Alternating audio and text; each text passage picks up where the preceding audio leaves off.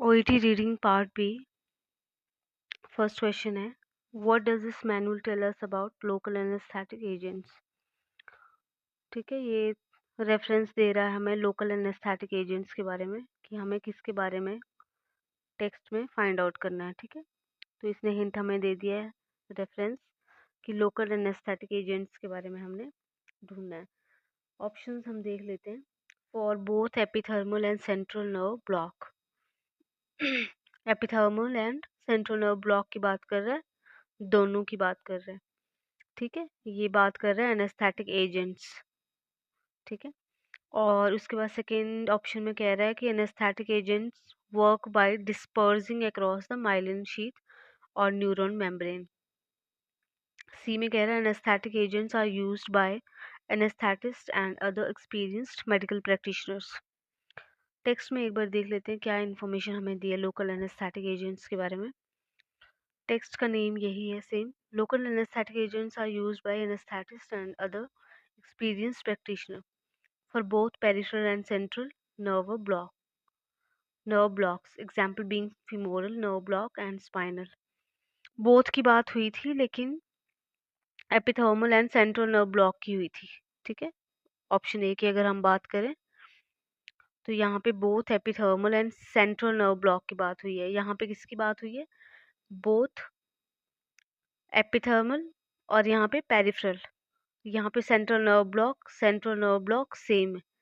Peripheral और एपिथर्मल में इन्होंने चेंज कर दिया है, सो अपोजिट और रॉन्ग इन्फॉर्मेशन है, तो ये एलिमिनेट हो जाता है। ठीक है, अगेन इन्होंने बोला है for example being femoral nerve block and spinal block respectively. ठीक है, ये इसी का इन्फॉर्मेशन है जो लास्ट हमने पढ़ा है। Less commonly now regional intravenous blockade of limb may be performed. Local anesthetics work by diffusing across the myelin sheath or neuron membrane in their non-ionized form. Okay. Across the myelin sheath और neuron membrane तक हमने पढ़ लिया है। Across the myelin sheath, इसके पहले की जो इन्फॉर्मेशन है अक्रॉस से पहले यहाँ पे डिस्पर्सिंग दिया है, यहाँ पे क्या दिया? डिफ्यूजिंग। एग्जैक्ट लाइन इन्होंने दी है वर्क बाय डिफ्यूजिंग, और यहाँ पे दिया dispersing across the myelin sheath और न्यूरॉन मेम्ब्रेन, और यहाँ पे बोला अक्रॉस द माइलिन शीथ और न्यूरॉन मेम्ब्रेन। तो इन्होंने क्या किया है, यहाँ पे भी इन्होंने क्या इन्फॉर्मेशन चेंज कर दी है, डिस्पर्सिंग और डिफ्यूजिंग। डिस्पर्सिंग और डिफ्यूजिंग की अगर आप जनरली अगर आप बात करें फिजिक्स में, तो अगर आप सर्च करेंगे तो दोनों का मतलब होता है स्कैटर्ड, बिखर जाना। लेकिन इसमें एक माइनर सा बिल्कुल डिफरेंस है डिफ्यूजिंग और डिस्पर्सिंग में।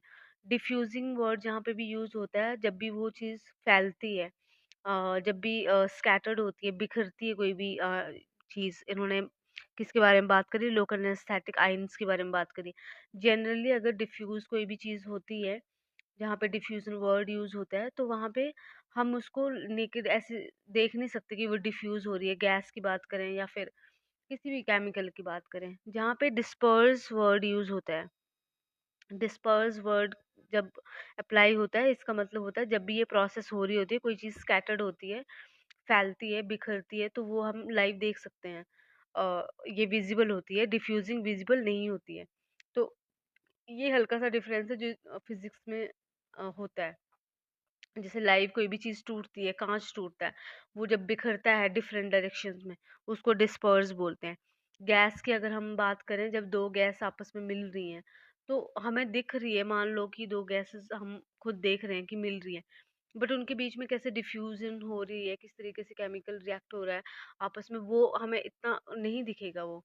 ठीक है, जो उसका रिजल्ट होगा मे बी ऐसा कुछ होगा जो हमें दिख जाए, बट डिफ्यूज होते हुए हमें नहीं दिखेगा। तो ये एक माइनर सा डिफरेंस है। वो भी ये मेजर डिफरेंस है देखने में, लेकिन जिन पर्सन्स को इन दोनों का मतलब पता है कि बिखरना या स्कैटर्ड होना, वो लोग कंफ्यूज हो सकते हैं ये सोच के कि ये दोनों का मतलब सेम है, तो वो कंफ्यूज हो सकते हैं, लेकिन इन दोनों में ये माइनर सा फर्क है। ठीक है, तो ये भी एलिमिनेट होता है हमारा। हमारे पास ऑप्शन बचता है are used by anaesthetist and other experienced medical practitioner. अब हम अगर बात करें सिर्फ इस ऑप्शन की, तो यही हमारे पास ऑप्शन बच जाता है, मतलब यही राइट आंसर है। लेकिन अगर कई लोगों के माइंड में ये कंफ्यूजन हो कि उम, ये जो ऑप्शन है ये तो इनकम्प्लीट है, या हाफ में ही ख़त्म कर दिया है, एग्जैक्टली फुल सेंटेंस भी पूरा नहीं हुआ। लेकिन आप अगर एलिमिनेशन टेक्निक से निकालेंगे आंसर, तो देखो बाकी के जो दो ऑप्शन है हमने कितने इजीली निकाल दिए हैं। तो हमारे पास यही एक ऑप्शन बच रहा है और ये बिल्कुल राइट आंसर है। अगर यहाँ तक भी हम पढ़ लेते हैं तो उसमें भी राइट है ये, ठीक है, रॉन्ग इन्फॉर्मेशन नहीं है।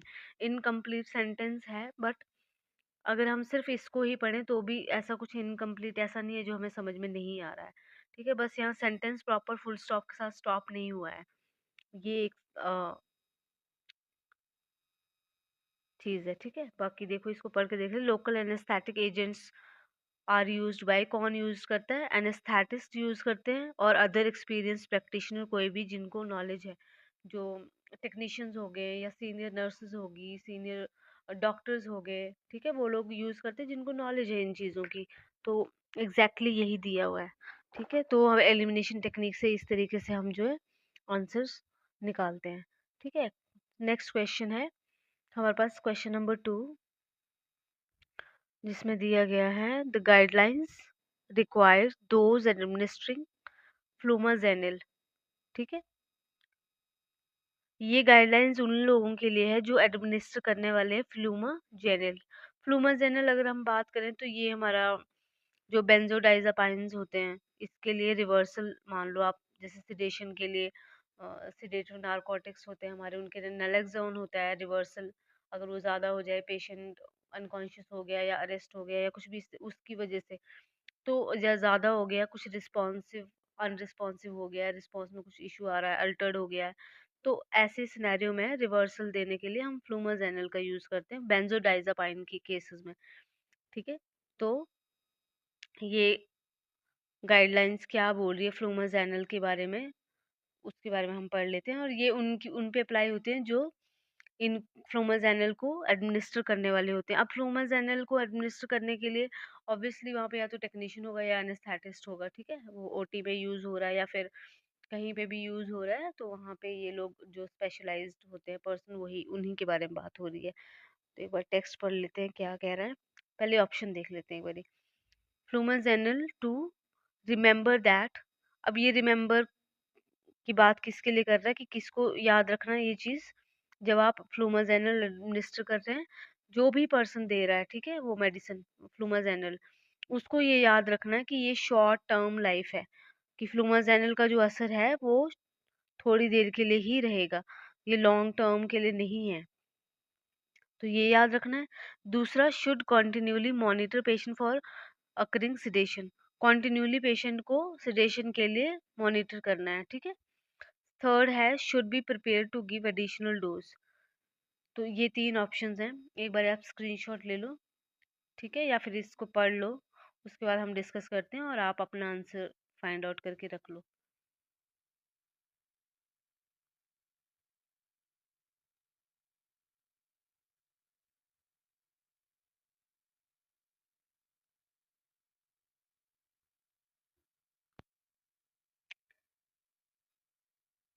ठीक है, तो ये हो गए हमारे तीन ऑप्शंस। अब हम एक ऑप्शन में ये कह रहा है कि जो फ्लूमाजेनिल है वो शॉर्ट टर्म लाइफ होता है, उसका ज़्यादा देर तक असर नहीं रहता, वो शॉर्ट टाइम के लिए।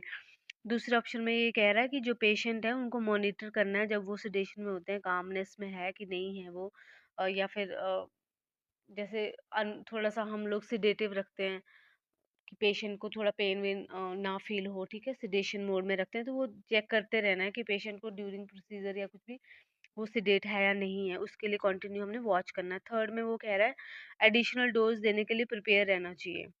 ठीक है, अब हम टेक्स्ट पढ़ लेते हैं। Flumazenil is a competitive inhibitor at the बेंजोडाइजापाइन binding site. बेंजोडाइजापाइन binding site जो है जहाँ पे ये असर करता है, उसका ये इनहिबिटर है फ्लूमाजेनिल, मतलब इसका रिवर्सल है, वहाँ पे जाके एक्ट करता है। ठीक है, it is available in 5 ml ampoule. अब यहाँ पे किसी भी ऑप्शन में हमसे इसकी प्रेपरेशन नहीं पूछी है कि ये कितने में बनता है, कितने में नहीं बनता है, तो यहाँ पे टाइम वेस्ट नहीं करना है। ठीक है, और दूसरा हमसे सिर्फ फ्लूमाजेनिल के बारे में पूछा, तो हमें उसी के पास जाके उसी को पढ़ना है, बट स्टार्टिंग में फ्लूमाजेनिल की बात हुई है इसलिए हमने यहाँ से स्टार्ट किया, बट यहाँ पे अब प्रेपरेशन की बात हो रही है तो प्रेपरेशन हमसे पूछी नहीं है, सो हम प्रेपरेशन नहीं पढ़ेंगे, ठीक है। यहाँ से पढ़ना शुरू करें। It should be remember that flumazenil has a short half life compared with most बेंजोडाइजापाइन। ठीक है, ये बात हुई है कि फ्लूमाजेनिल जो है शॉर्ट टर्म लाइफ होती है। अब ये ऑप्शन पे बात हुई है, अब हम पूरा पढ़ लेते हैं एक बार। The patient should be continuously monitored for reoccurring sedation. ठीक है, यहाँ पे रीअकरिंग की बात हुई है और यहाँ पे अकरिंग की बात हुई है। तो ये अब डिफरेंस है यहाँ पे अकरिंग और रीअकरिंग का, तो ये ऑप्शन तो हमारा चला गया। अब इसके बाद का एक ऑप्शन और बचता है हमारे पास। And the practitioner prepare to give additional dose. यहाँ पे भी ये बोला practitioner need to be prepare to give additional doses. अगर हम being a professional, being a medical person, अगर हम बात करें कि कोई सर्जरी चल रही है, उस टाइम पे अगर हमने कोई इंजेक्शन दिया हुआ है, हमें पता है कि फ्लूमाजेनल शॉर्ट टाइम के लिए होता है, ठीक है। तो उस टाइम पे अगर पेशेंट को हम मॉनिटर कर रहे हैं कि ज़्यादा सीडेट ना हो जाए या कुछ भी, अगर या फिर हमने सीडेट करना है, तो हम उसको मॉनिटर कर रहे हैं और हमें पता भी है शॉर्ट टर्म लाइफ के लिए है, तो ऐसे सिनेरियो में हमें ये चीज़ तो पता है, ठीक है। बट इसे पता करके हमने इसके ऊपर एक्शन भी तो लेना है ना। अब ये हमारे पास ऑलरेडी एलिमिनेट हो चुका है, ये सिर्फ एक इंफॉर्मेशन है, यहाँ पे कुछ एक्शन नहीं लिया गया है। एक्शन के लिए उन्होंने बोला है कि जो दे रहा है ना ये मेडिसिन, उसको याद रखना है। क्या याद रखना है? कि ये शॉर्ट टर्म लाइफ है इसकी, तो ये याद रख के कुछ फायदा नहीं है, उसके ऊपर एक्ट क्या करना है। He needs to be prepared to give additional dose. उसको एडिशनल डोज देने के लिए प्रिपेयर रहना चाहिए, उसको एडिशनल डोज जो है बना के रखनी है, तो उसके लिए उसको प्रिपेयर रहना चाहिए। सो तो जो एक्शन वाला पार्ट होगा वो हमारा आंसर रहेगा, दैट इज सी। ठीक है, क्योंकि उन्होंने बोला है कि ये गाइडलाइन जो है उनके लिए है जो एडमिनिस्टर कर रहे हैं, उनको याद रखना। बट ये याद रख के खाली कुछ नहीं होगा, उसके लिए एक्शन क्या लेना होगा, उसको प्रिपेयर रहना पड़ेगा उसको एडिशनल डोज देने के लिए, ठीक है। जैसे यहाँ पे सारी इन्फॉर्मेशन दी है तो यू विल बी कंफ्यूज्ड कि तीन दोनों इन्फॉर्मेशन दी है, यहाँ पे सिर्फ अकरिंग दी अकरिंग का डिफरेंस है, बाकी ए और सी इन्फॉर्मेशन दी है इन्होंने। अब इन्होंने ये कहा है कि it should be remembered that flumazenil has a short half life compared with most बेंजोडाइजापाइन। ठीक है, इसके कंपैरिजन में यहाँ पे अब कंपैरिजन की कोई बात नहीं करी, सिर्फ हाँ इन्फॉर्मेशन ठीक दी है। बट इसके बाद की जो इन्फॉर्मेशन है वो एक्शन के ऊपर है कि एक जो प्रैक्टिशनर है जो दे रहा है मेडिसिन, उसको प्रिपेयर रहना चाहिए एडिशनल डोज देने के लिए। ठीक है, so that's how C is the right answer. इस तरीके से आपको दूसरा आपको इस तरीके से आंसर मिल जाएगा आपको जब आप फोकस करोगे एक्शन पे। ठीक है, दूसरा आपको फ्लूमाजेनिल अगर मान लो नहीं पता, तो जो इन्फॉर्मेशन दी है आपको उससे समझ में आना चाहिए। इन्होंने बोला इनहिबिटर है, तो बेंजोडाइजापाइन जब यूज होता है सर्जरी के टाइम पे, अगर वहाँ पे ओवरडोज होगी है बेंजोडाइजापाइन की, ओवरडोज होगी या फिर ओवरडोज नहीं भी हुई है, आफ्टर सर्जरी उसको रिवर्स लेके आना है वेकअप के लिए, तो उस टाइम पे भी ये यूज़ होता है फ्लूमाजेनिल। मान लो हमने एक स्मॉल डोज दे दी XYZ, मान लो 1 ml पे रिवर्सल होगा, और हम वो शॉर्ट टर्म के लिए है और हमें लग रहा है कि इससे ही असर हो जाएगा, हमने 1 ml करके छोड़ दिया और वो नहीं हुआ रिवर्स। इतने में अगर पेशेंट सेडेट रहा और उसके अगर वाइटल्स सही नहीं है, तो being a medical professional you know that कि वो क्रैश भी हो सकता है, सैचुरेशन उसकी लो हो जा सकती है या कुछ भी। तो हमें एडिशनल डोज देने के लिए भी रेडी रहना चाहिए अगर ओवरडोज हो जाती है तो, या फिर वो पोस्ट ऑपरेटिव सर्जरी के बाद अगर उसको कॉन्शियस मोड में लेके आना है, ठीक है, तो रिवर्सल उसमें। तो ये हमें टेक्स्ट से बिल्कुल क्लियरली समझ में आ रहा है, ठीक है, क्योंकि इन्होंने डायरेक्टली दिया हुआ है। तो आपको ये अगर समझ में आ गया है तो आप बहुत अच्छे से इसको कर लोगे, क्योंकि आपको पता है कि सिर्फ ये पता होने से, इसके एक्शन पता होने से कुछ नहीं होगा, एक्शन क्या लेना है ये पता होना चाहिए। ठीक है, next question. Diagnostic pleural aspiration. ठीक है, डायग्नोस्टिक प्लूरल एस्पिरेशन के बारे में क्या पूछा है इसने। The purpose of these notes, these notes मतलब जो टेक्स्ट दिया है, इसका पर्पस क्या है टेक्स्ट का? तो टेक्स्ट का पर्पस है about diagnostic pleural is to. अब प्लूरल की बात क्यों करी है, डायग्नोस्टिक प्लूरल की बात क्यों करी है टैब की, वो पढ़ लेते हैं। हेल्प मैक्सिमाइज इट्स एफिशिएंसी, ठीक है। Give guidance on the procedure, recommend a procedure for anesthesia, ठीक है। तो अभी हम देख लेते हैं इसमें क्या सही है। देखो, जब भी इस तरीके के क्वेश्चन आते हैं, मान लो एफिशिएंसी के ऊपर बात हो रही है, दैट मीन्स जो प्रोसीजर है, जो भी टेक्स्ट है, उसमें बात हुई होगी प्रोसीजर की, लेकिन उतनी नहीं हुई होगी। उसमें ये बात हुई होगी प्रोसीजर के साथ साथ, थोड़ी बहुत प्रोसीजर की बात हुई होगी, उसके साथ साथ ये बात हुई होगी कि आप इसको और ज़्यादा इम्प्रूव कैसे कर सकते हैं। आप इसमें ये करो, ऐसे करो। मान लो हैंड हाइजीन की बात करिए, अगर मैं बात करूँ इन्फेक्शन कंट्रोल की, एक्स वाई जेड, ठीक है। अगर मैं उसमें और चीज़ें डालूँ कि उसमें हैंड हाइजीन के स्टेप्स फॉलो करने हैं, हैंड मूवमेंट के स्टेप्स फॉलो करने हैं, या फिर आपको और भी एक्स वाई जेड, हमने कोई भी सॉल्यूशन की बात कर दी कि अगर हम इसको यूज़ करते हैं तो और ज़्यादा इफेक्टिव है। तो मैं किसकी बात कर रही हूँ, मैक्सिमाइज करने की, एफिशिएंसी की। एफिशिएंसी किसकी? मान लो हैंड हाइजीन की बात हो रही है, अगर डायग्नोस्टिक प्लूरल टैप में अगर वहाँ पे बात हुई हो रही होगी कि इसमें क्या एफिशिएंसी इम्प्रूव हो सकती है, मैक्सिमाइज हो सकती है, सिर्फ एक स्टेरिलिटी की बात हो सकती है अगर हो हुई होगी तो। डायग्नोस्टिक प्लूरल टैप के बाद जो रिजल्ट्स आने हैं, उसको तो हम चेंज नहीं कर सकते।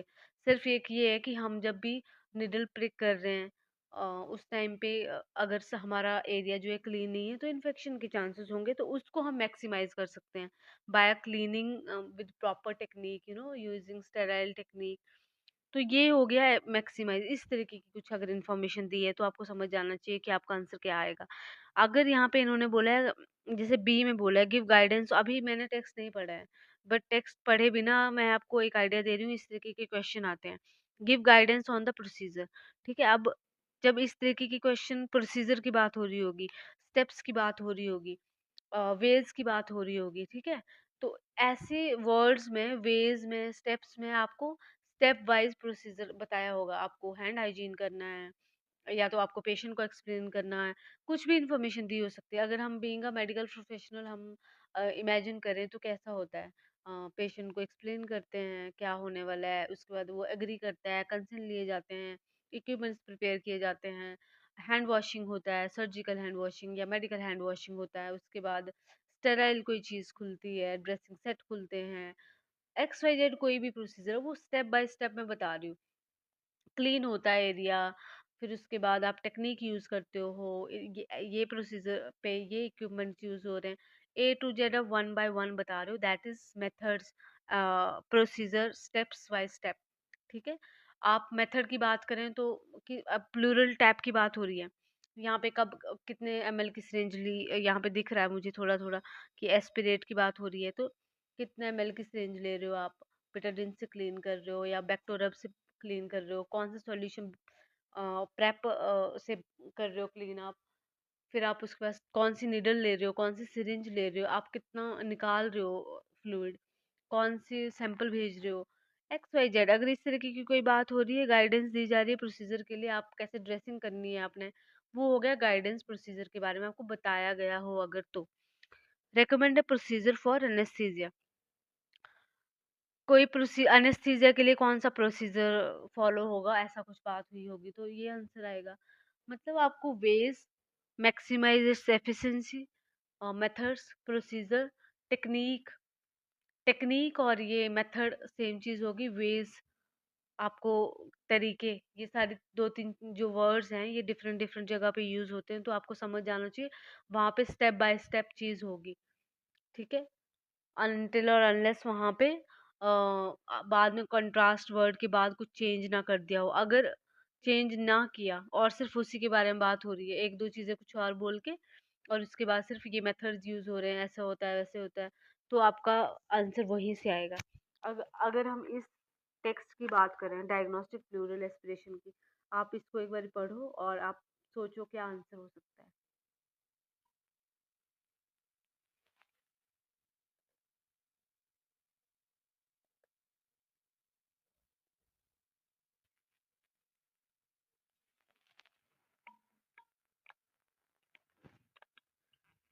ठीक है, तो आई होप आपने आंसर फाइंड आउट कर लिया होगा। तो इसमें देखो आपने पढ़ा है, क्या लिखा है इसमें, for a diagnostic pleural tap. पर शुरू से इसने क्या किया सॉरी, शुरू से इसने क्या किया, मेथड्स बताना शुरू कर दिया कि प्रोसीजर के लिए कि कैसे क्या करना है, क्या करने वाले हो आप। फॉर फॉरवर्ड यूज हुआ है तो पर्टिकुलरली किसी चीज के लिए यूज हुआ है, डायग्नोस्टिक प्लूरल टैप के लिए। मतलब ये करने के लिए आपको क्या करना है, अटैच करना है ग्रीन निडल, ठीक है, 50 ml सिरिंज के साथ इंसर्ट करना है उसको एरिया में जहाँ पे आपने फाइंड आउट किया है कि इस एरिया में मैंने इंसर्ट करना है, और इसको एनेस्थीसिया देना है, और लोकल साइट को हमने एनेस्थेटाइज्ड करना है, ठीक है। ये अगेन हमने क्या करना है, निडल को इंसर्ट करना है above the upper border of the rib, ठीक है। फिर एस्पिरेट करना है 50 ml फ्लूइड, और फिर उसको विड्रॉ करना है निडल को, फिर अप्लाई करनी है dressing on the side. Some hospital have readymade pleural aspiration pack. तो ऑल ओवर इतना छोटा सा टेक्स्ट है, बहुत ज़्यादा बड़ा नहीं है। आई होप ये आंसर सबका सही होगा। तो देखो इसमें कुछ इन्होंने टिपिकल नहीं किया, बहुत क्लियरली इन्होंने क्या बात करी, एफिशिएंसी की कोई बात नहीं करी है कि हम इस तरीके से करते हैं बट हम अगर ऐसा कुछ करते हैं तो और ज़्यादा अच्छा हो जाएगा, ठीक है। ऐसी कोई बात नहीं करी है, तो हमारा जो ऑप्शन है ए वो एलिमिनेट होता है, ठीक है। बी की बात उसने करी है कि गाइडेंस दी है प्रोसीजर पे कि हम ऐसे से करेंगे, ये निडल लेंगे, उसके बाद ये वाला एरिया हम लोग लोकल एनेस्थीसिया देंगे इस एरिया में, फिर हम एस्पिरेट करेंगे फ्लूइड, फिर हम ड्रेसिंग लगाएंगे। तो ऐसी बात हुई है। नीचे कहा है recommend a procedure for anaesthesia. उसने ये बोला था कि हम जहाँ पे सैंपल लेने वाले हैं, निडल इंसर्ट करने वाले हैं, वहाँ पे हम लोग उस स्किन को एनेस्थेटाइज्ड करेंगे, लोकल एनेस्थीसिया देंगे उस जगह पे। बट लोकल एनेस्थीसिया देने के लिए प्रोसीजर नहीं बताया है कि हम ये वाला लोकल यूज करेंगे। उसके लिए अब 50 cc से तो ऑब्वियसली लोकल एनेस्थीसिया नहीं देंगे हम, ठीक है। उसके लिए 10 ml यूज हो जाएगी सिरिंज, तो या फिर नीडल कोई और चेंज हो जाएगी। बट एनेस्थीसिया देने का प्रोसीजर उसने एक्सप्लेन नहीं किया है। सो ये ऑप्शन हमारा एलिमिनेट होता है और राइट आंसर इज बी, ठीक है। B is the right answer. इस तरीके से एलिमिनेशन टेक्निक के साथ ये क्वेश्चन बहुत इजी है, इतना टफ नहीं है। थोड़ी एक एक दो दो चीजें हैं जो आप थोड़ा अंडरस्टैंड कर सकते हो कि आप एलिमिनेशन कैसे कर सकते हो। यहाँ से ही आपको आइडिया होगा कि जो टफेस्ट क्वेश्चन आएंगे आप उसको कैसे एलिमिनेट कर सकते हो। We will try to cover all the tough question also, ठीक है। तो अभी हम ये वाला कर लेते हैं, ये इजी लग रहा है, ठीक है। बीच बीच में एक दो क्वेश्चन स्टार्टिंग में आए हैं जहाँ पे आप कंफ्यूज हो सकते थे। सो लेट्स सी आगे के एक दो क्वेश्चन कैसे आते हैं। Now rehabilitation aids, the purpose of this email is to. अब ये आपका आ गया जिस्ट बेस्ड क्वेश्चन, जहाँ पे आपको रेफरेंस नहीं दिया है किसी चीज का। अब तक ऑलमोस्ट जितने भी क्वेश्चन आए सब में रेफरेंस दिया है, प्लूरल टैप का दिया है, ठीक है, और फ्लूमोजेनिल का दिया था। फिर उससे पहले भी एक क्वेश्चन किया हमने, उसमें भी कुछ तो रेफरेंस दिया था, जो भी क्वेश्चन था, ठीक है। अब इसमें जो है आपको रेफरेंस नहीं दिया, आप किसके बारे में ढूंढने वाले हो। इसने बोला full email, email means text, manual बोल लो आप इसको, गाइडलाइंस बोल लो, कुछ भी बोल लो, ठीक है। उसके बाद क्या पर्पस है ये जो इसने इंफॉर्मेशन दी है इसकी, क्यों वो बता रहा है ये, ठीक है। Rehabilitation aids, report on a rise in use of rehabilitation aids. First में वो कह रहा है कि हम इसको रिपोर्ट कर रहे हैं कि मेल में, मतलब इस टेक्स्ट में रिपोर्ट किया जा रहा है कि जो रिहैबिलिटेशन एड्स हैं, जो रिहैबिलिटेशन के लिए जो हेल्प यूज होती है, वो कोई भी जैसे स्टिक हो सकती है, क्रचेस हो सकते हैं, वॉकर हो सकता है, ये एड्स, इनको एड्स बोलते हैं, हेल्प बोलते हैं, ठीक है। रिहैबिलिटेशन के लिए जो हेल्प यूज होती है, एड्स यूज होते हैं, उनका जो यूजेज है वो बहुत बढ़ गया है, ऐसा रिपोर्ट में बताया है, ठीक है। तो देख लेते हैं ऐसा कुछ इन्फॉर्मेशन है या नहीं है। सेकंड में उन्होंने बोला explain different types of rehabilitation aids, ठीक है। Different type of rehabilitation aids के बारे में बात हुई है इसमें, वो भी देख लेंगे। Remind staff about procedure for usages of rehabilitation aids, ठीक है। अब यहाँ पे बात फिर से प्रोसीजर की आ गई। दैट मीन्स यहाँ पे स्टेप बाय स्टेप बताया होगा कि आपको स्टिक को ऐसे यूज करना है, वॉकर को ऐसे यूज करना है, क्रचेस को ऐसे यूज करना है, या व्हील चेयर है तो उसको ऐसे यूज करना है। कुछ अगर इस तरीके की इंफॉर्मेशन मिलेगी तो वो प्रोसीजर में काउंट होगा, ठीक है। हम एक बार टेक्स्ट पढ़ लेते हैं क्या कह रहा है ये।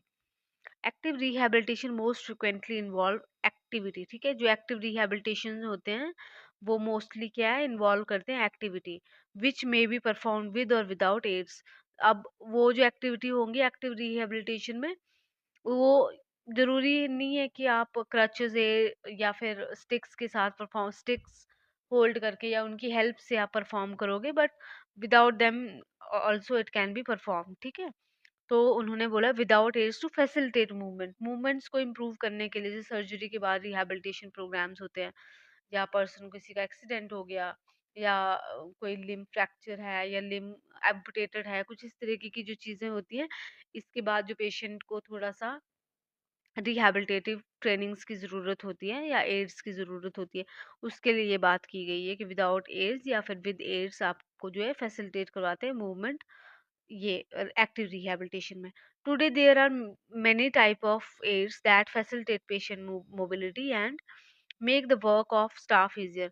आजकल कह रहा है कि जो आज के ज़माने में बहुत सारे ऐसे हेल्प हैं, एड्स हैं, जो फैसिलिटेट करते हैं पेशेंट की मोबिलिटी को, बढ़ाते हैं, मतलब हेल्प करते हैं, and make the work of staff easy, और स्टाफ का जो काम है वो इजी हो जाता है, ठीक है। अभी तक ये बात हुई है। Following example of rehabilitation aids are use to facilitate mobility in the patient.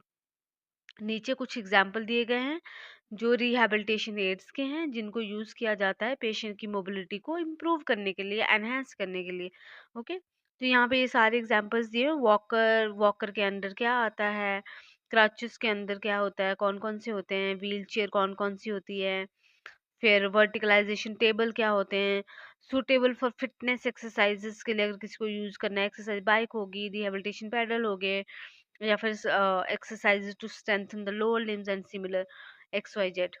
तो डिटेल में इसके बारे में बात की है। अब हम ऑप्शन देख लेते हैं, ऑप्शन में क्या क्या इन्फॉर्मेशन है। Report on a rise in, rise की कोई बात नहीं की है उन्होंने कि राइज हो गया है, या पिछले कुछ टाइम से ज़्यादा हो गया है यूज़, या ट्रेडिशनल टाइम पे ज़्यादा यूज़ हो रहा है या मॉडर्न टाइम पे, ऐसा कुछ भी नहीं बोला है। उन्होंने जस्ट एक बात करी है कि आप कैसे, रिहैबिलिटेशन क्या होती है, और इसका क्या पर्पस है और कौन से टाइप्स हैं, बस, ठीक है। Explain different type of rehabilitation aids, different type of rehabilitation aids बताए हैं उसने, एग्जैक्टली हर चीज़। Remind staff about procedure, procedure की कोई बात नहीं हुई है कि किस तरीके से यूज़ होना है। तो बहुत इजी है, बहुत ज़्यादा इजी था इसको सॉल्व करना, और बहुत इजीली इन्होंने आंसर जो है, आंसर दे दिया बी।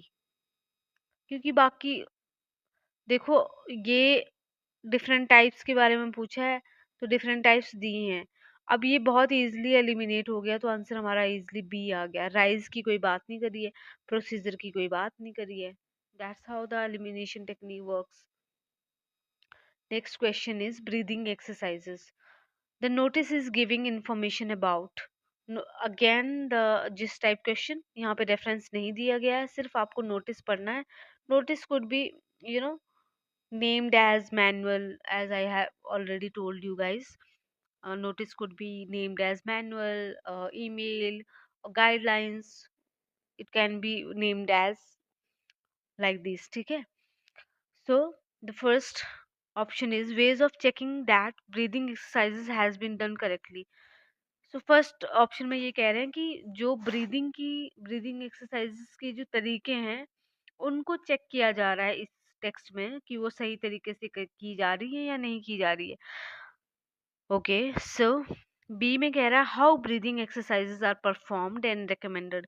ये बी में कह रहा है कि ब्रीदिंग एक्सरसाइजेस को कैसे परफॉर्म किया जाता है और कैसे रेकमेंड की, किस तरीके से वो करनी चाहिए, कैसा रेकमेंड करना किया जा रहा है इसमें, ठीक है। फर्स्ट में वो कह रहा है वेज ऑफ चेकिंग, हम चेक कर रहे हैं कि ब्रीदिंग टेक्निक्स सही हैं कि नहीं है।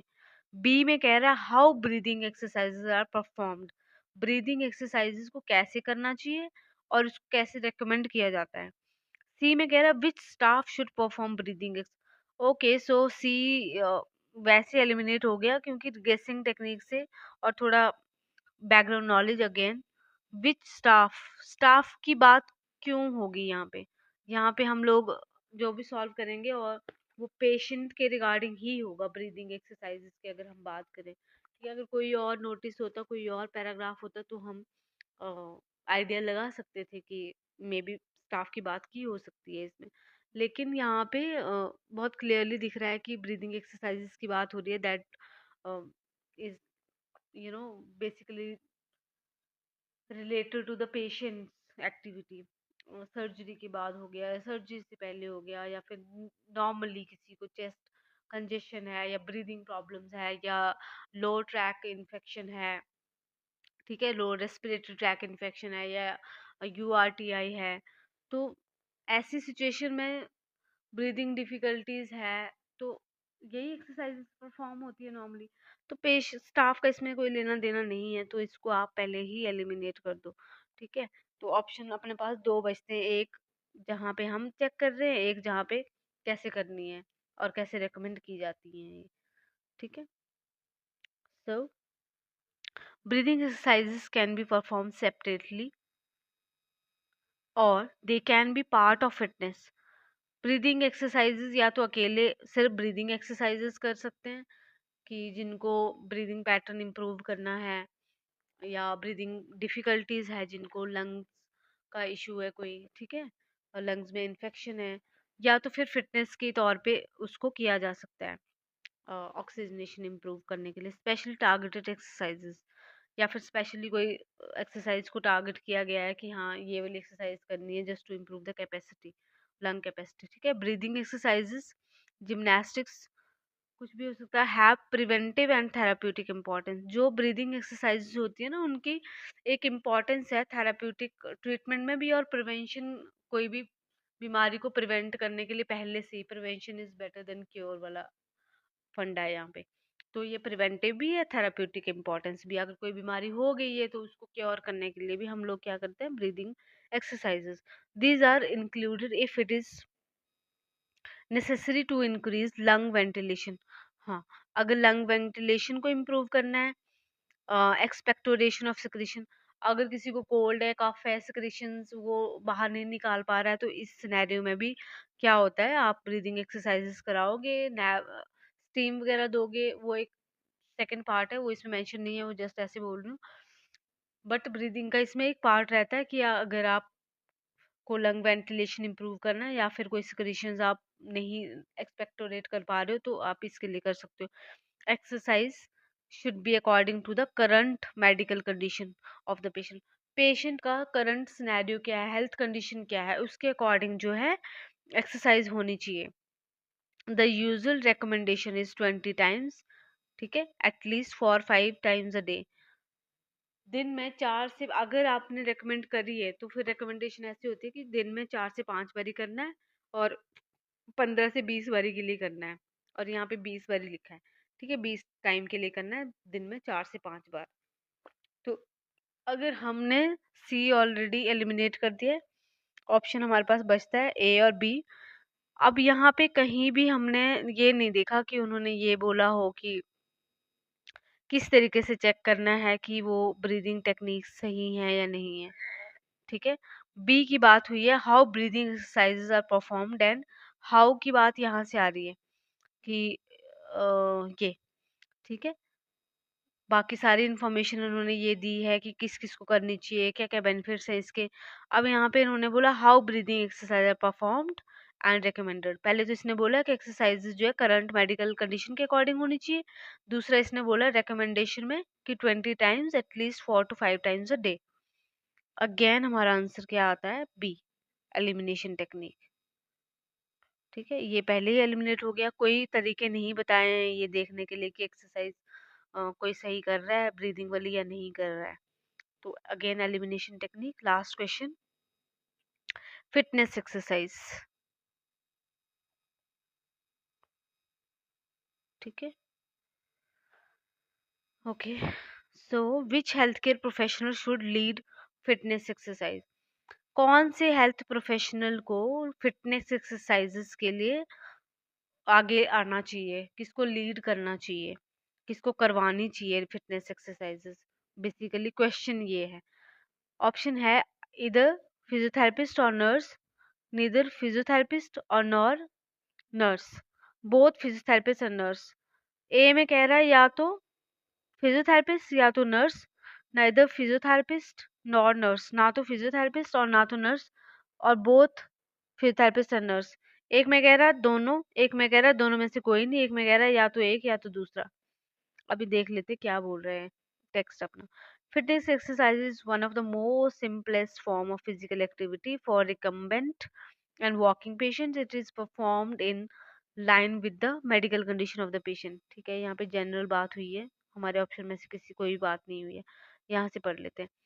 द फिजियोथेरेपिस्ट और nurse leads the exercise in a group of patient. ठीक है, आंसर हमारा आ चुका है।